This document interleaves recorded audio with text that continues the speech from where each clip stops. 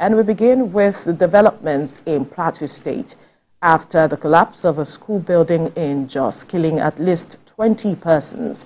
The Director General of the National Emergency Management Agency, Zubaida Umar, is seeking strict compliance to the building codes as she commended residents for their swift response. TVC News senior reporter Funam Joshua has details.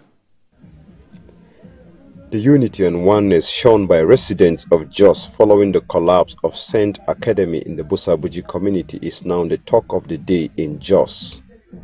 Irrespective of religious differences, residents trooped out in their numbers, showing their support for the victims.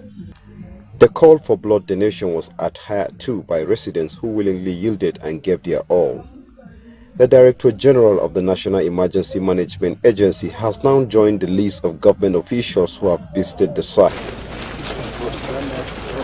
Shortly after the visit to the scene, the DG NEMA proceeded to the hospital to see the victims who are receiving medical attention. On a condolence visit to the state governor, the DG sympathizes with the government and people of the state over the unfortunate incident. And this is what we want to see from states. We need more of what we have seen in Plateau State. As I always say, disaster is local. You need community resilience, you need involvement of each and every person. NEMA comes in where the SEMA is unable to meet up.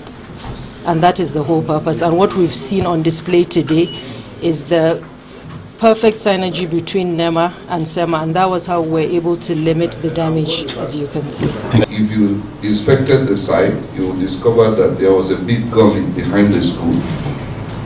And even houses are built on the edge of the gully. And so this has shown us again that we need to revisit our building codes. We will need to put in place and upgrade our building codes. People cannot just build anywhere, especially within the city center. The NEMA leadership assures the state government of its support for the victims as it launches an investigation to determine the cause of the disaster. Funam Joshua, TVC News, Jos.